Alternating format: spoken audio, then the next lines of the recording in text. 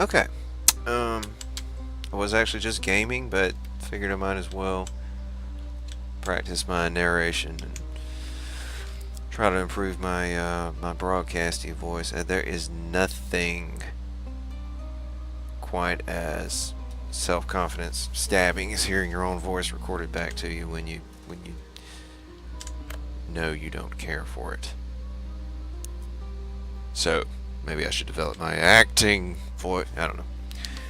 At any rate, I do not like ARPGs. I've played a handful of them. Diablo 2 back in the day. What, Fable? Was it Fable? No, the one that was bloatware on a lot of boxed PCs. Both Torchlights. Sunk much time into them. I have Titan Quest, and there's aspects of them that I think are neat, but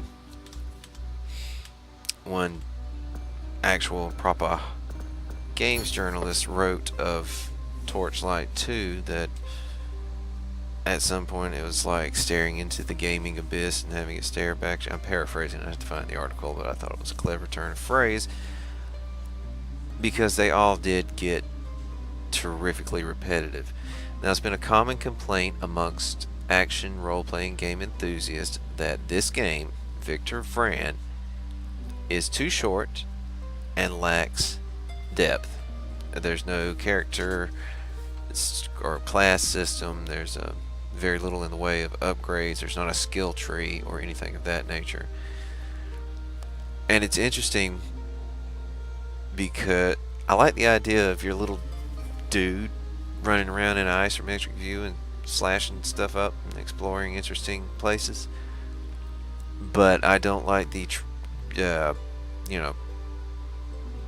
degree required of constant study and research to properly spec out a character for higher levels. Finding loot is a lot of fun, but when you realize that you're finding 98% trash and having to siphon through it, manage your inventory, it becomes not fun. It goes like your algebra homework and spreadsheeting with a thin veil of video gaminess ahead of it.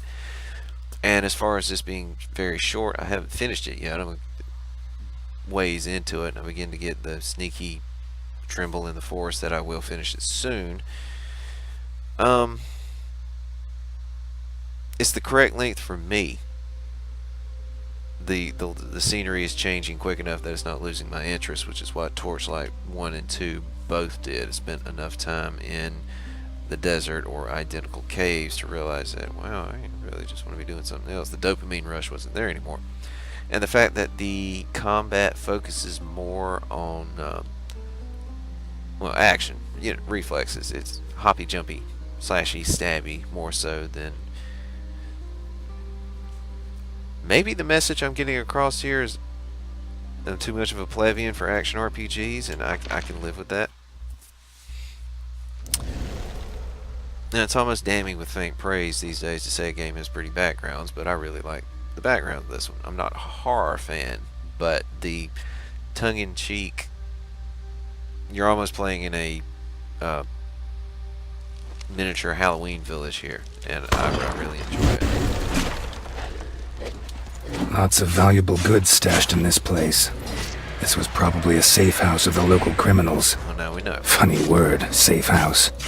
No safe place in this city.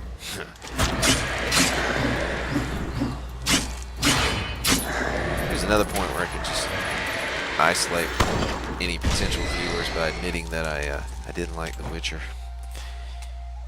And that's Geralt's voice. There, I'm level 26.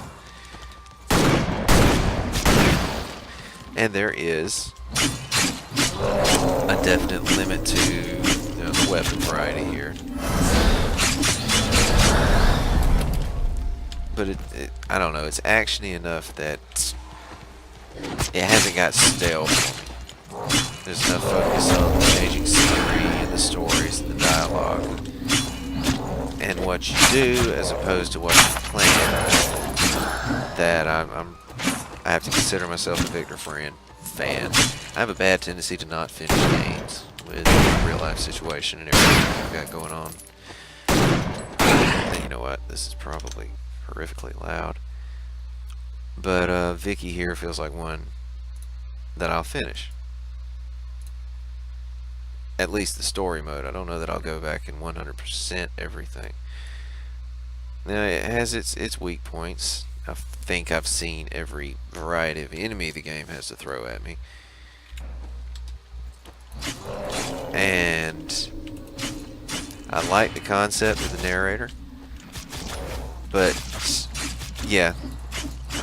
There should be an unwritten law somewhere that for a video game to branch off into humor, it should be illegal for them to include pop culture references because they date so quickly. And yes, there is a skeleton that dances Gangnam style at you. And the narrator quotes Monty Python on a number of occasions, which is kind of okay. That's, you know, that's inherently, deeply, that's far enough back that it has become timeless, especially for, you know, gamers and geek culture. But there's other ones like Arrow to the Knee that could have been left off. They don't serve it well at all. I would rather he, you know, our ghostly compatriot settle for being witty or snarky or just funny in his own right without having to fall back on things of that nature because it feel like a crutch. And in this day and age, having an ARPG with detailed and attractive backgrounds, it seems like something we would take for granted because from what I've seen, you know, we're spoiled for that. But and a lot of it is just the archetypical Halloween story, falling leaves and pumpkin motif that VV has going on. Granted, this is a pretty stereotypical environment. That makes me enjoy it.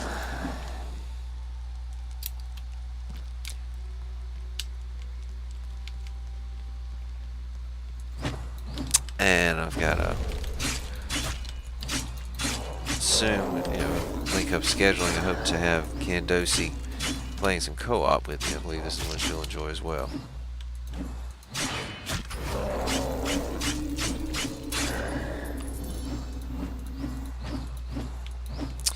There's supposed to be a trick to getting the rhythm right on these weapons that lowers the cooldown of your special abilities. And I'm not sure if there is a visual indicator for it. Seems like sometimes I get it right, and sometimes just, well, you know, whatever.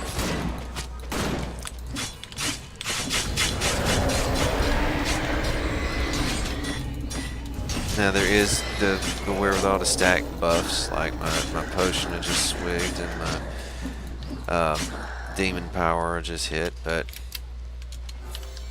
well, I guess I need to address this. This is what I'm talking about. Now this is probably terrifically shallow of me. As a proper gamer, I need to be concentrating on gameplay elements and so forth and not getting entranced by prettiness, but I love the backgrounds in this game.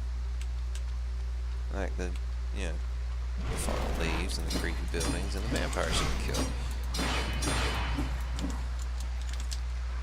Drops goobers off of his back.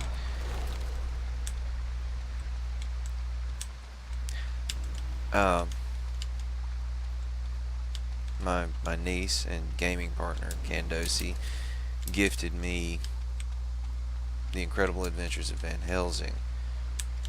I'm gonna give them a solid go after I beat this one. About due for a Hard drive upgrade.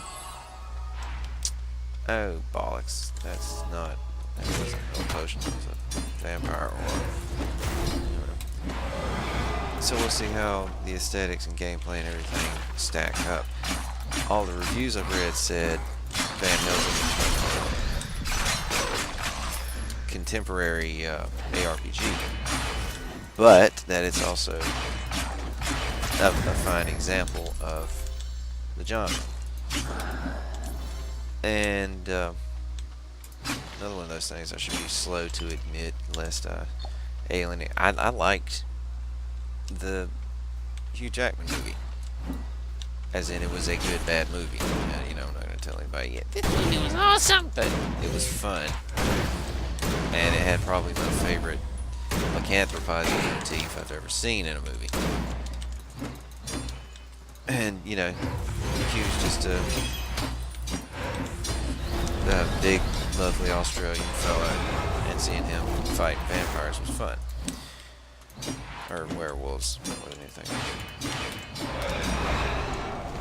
So it was the initial resemblance to that Van Helsing-y ishness. Is there something in there? There is something in there. Look at that. That drew me to Victor Vran.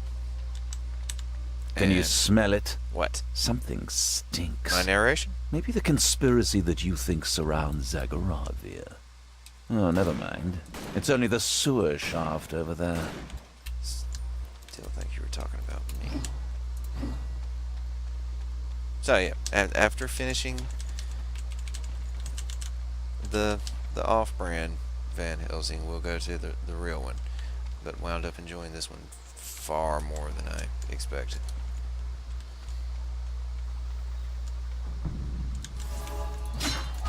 You folks probably don't experience this problem, but I like to buy. I like to get video games. Like, it's not the having, it's the getting. So when I see one that catches my fancy, I'll put it on the wish list and then hit it on a sale and just pick it up. And then occasionally even play them. And this was one of those pleasant surprises when I finally got around to playing it.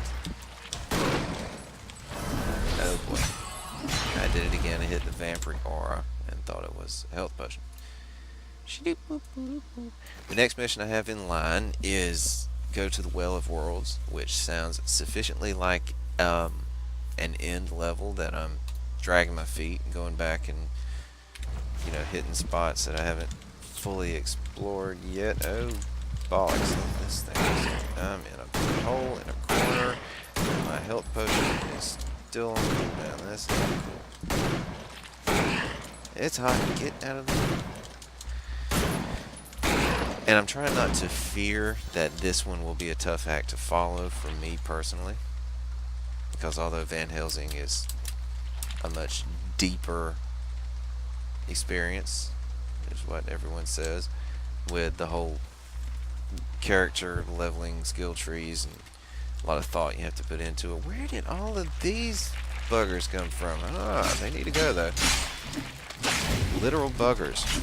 People should find a lot of spiders in ARPGs period, and quite a lot in this one.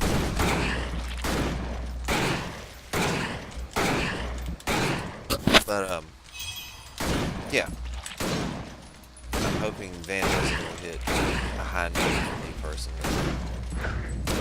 despite how much I have liked this one.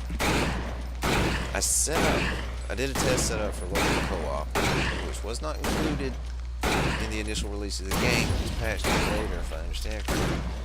And I wanted to record me and Candosi, so start a fresh character, fresh save slot, and set up a controller for local.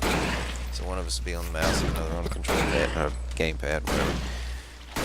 And realize that when the joysticks on the gamepad rotates the camera. Oh, never mind, I figured it out. Went through that whole long spiel just to tell you guys that I didn't know how to rotate the camera, and it's just the right mouse button. Color my character red.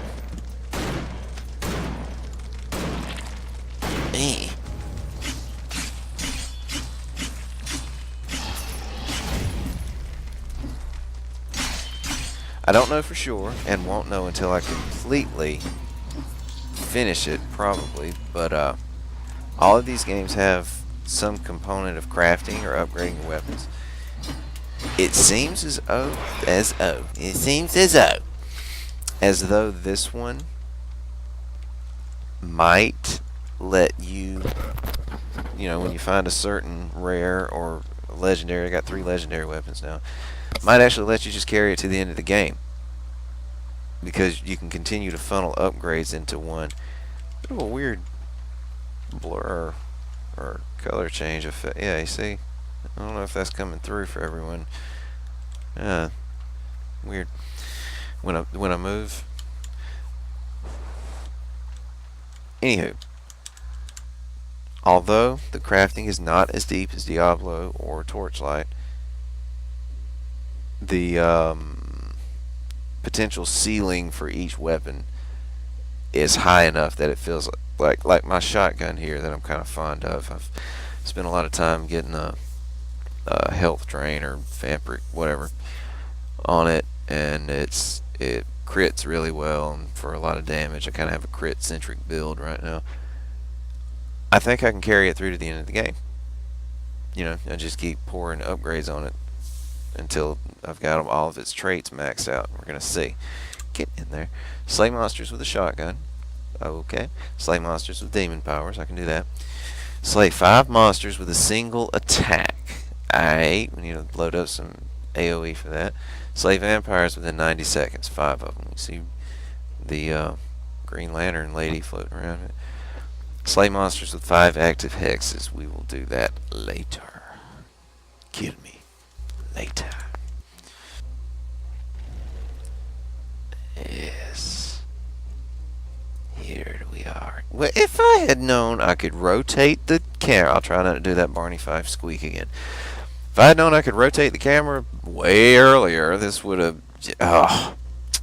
ignorance is a disease. Welcome, Hunter, to the home of the Collector. I trust you've already met his pets outside.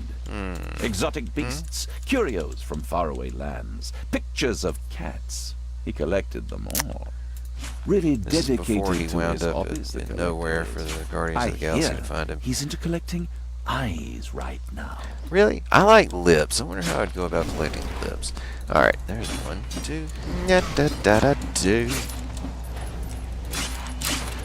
Jumping over the beamy things. Let's get us a Grenard for that consumable slot, because I keep forgetting this is Liquid Madness, which doesn't actually hurt anyone but me. It's that shit.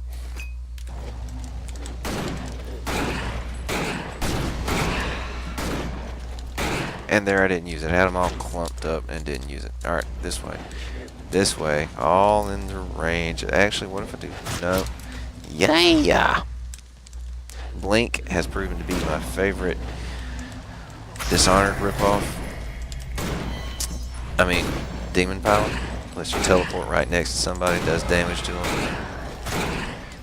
Great way to get across, but you have to have your...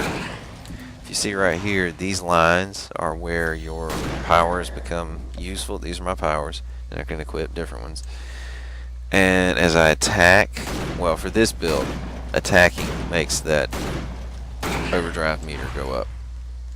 Some builds, notably the fancy one where you're wearing the clothes, change how you gain overdrive. For most, I think the default method is when you attack things, you get overdrive and then can use your demon powers. Some of the clothes take that away and instead just build overdrive naturally over time, like the fancy one where you're just wearing a top hat.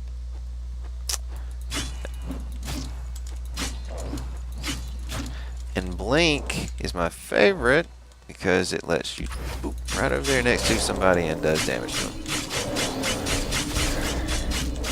And the other, Berserk Aura, just makes Vicky go ape banana boogers on somebody. Does a damage boost. And hello. Oh my flash grenade has a very robust. Ah! Cool down on it. I wonder if that's true of all the grenades. Ah, get the health potion.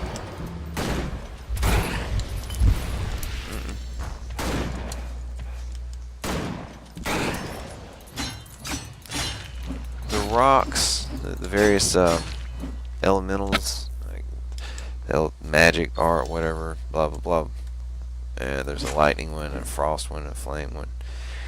Are probably the most irritating, my least favorite enemies. Not because, well, fighting them is irritating. Is that kind of some Lovecraftian plant? Call back to something there's somebody's head. Because they seem lazy. There's a little creepy boy in a painting. Okay. As far as enemy design goes, they serve the purpose, but not all they do.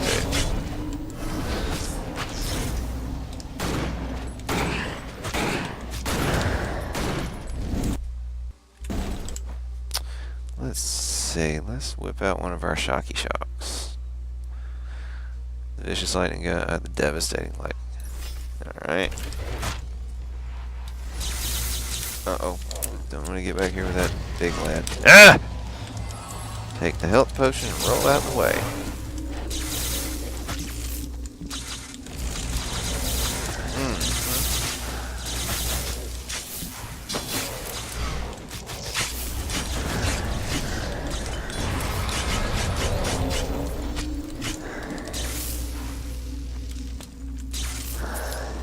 Wow.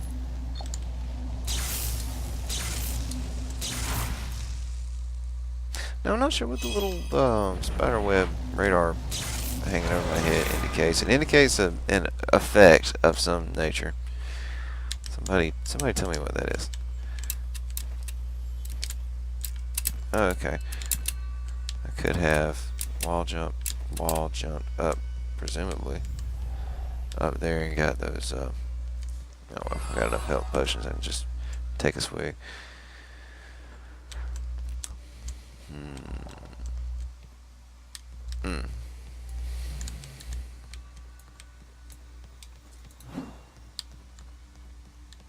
Yeah, that's what I thought.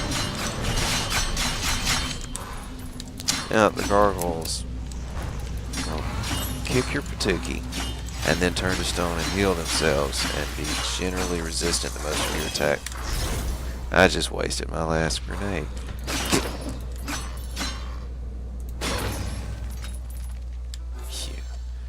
Dancing shotgun of the bear.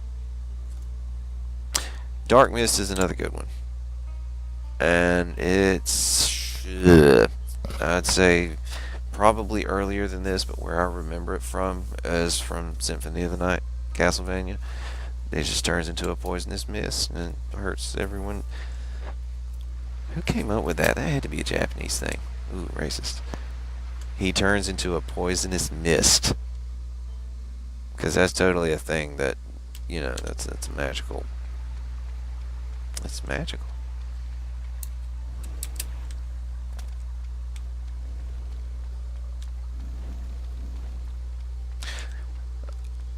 As much as I like the aesthetic of the Merchant's Quarter, I don't feel like tangoing with the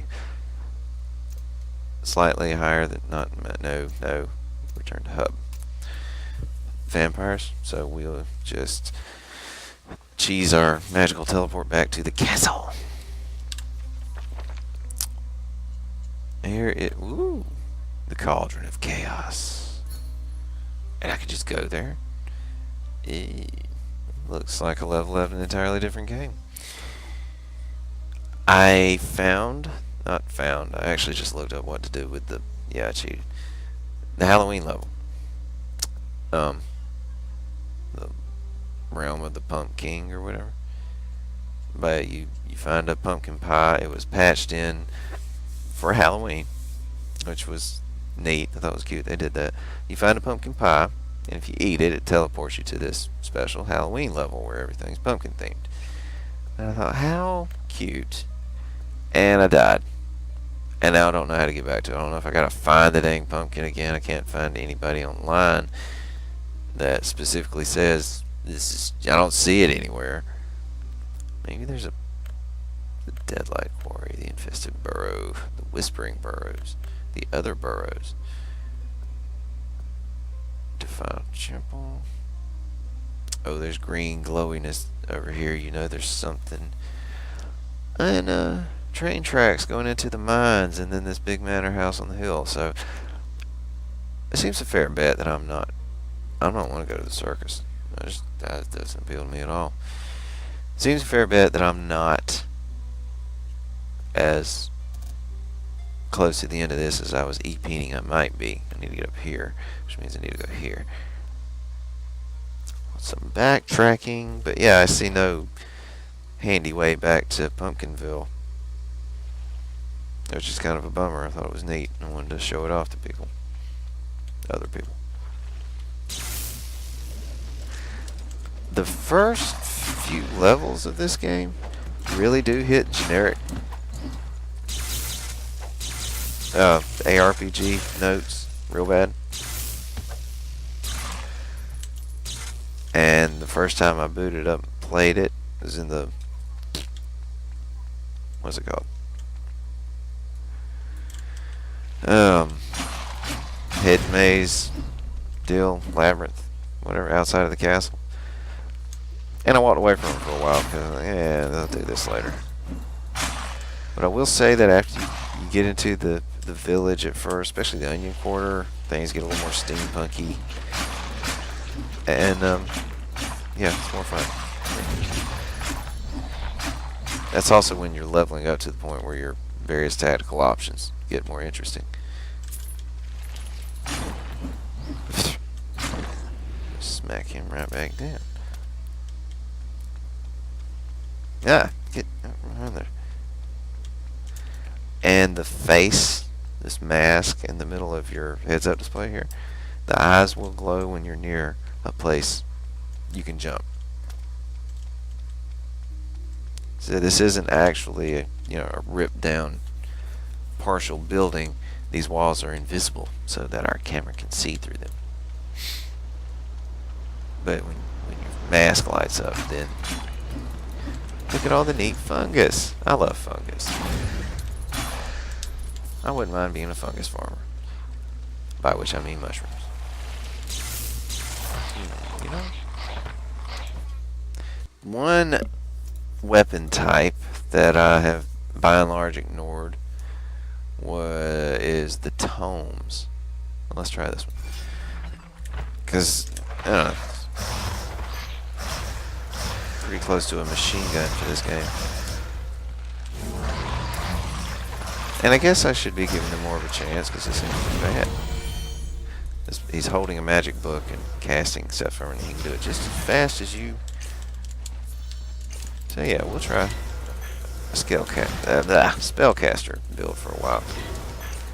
Now the other weapon, well, one of the other weapons that I have largely shunned because I've had great luck with or success with my Scythe shotgun combo, is rapiers, which I conceptually like. I mean, like a Three Musketeers fan when I was a kid, and I would love to learn how to fence. I'm jealous of people who can go to fencing school. We don't have any of those down here.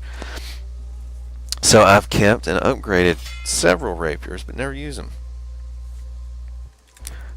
In this game, they are super handy against solitary, super strong opponents. They can really belt out the damage, and apparently so can these books. But you're usually in a room full. Huh. Wow. Not.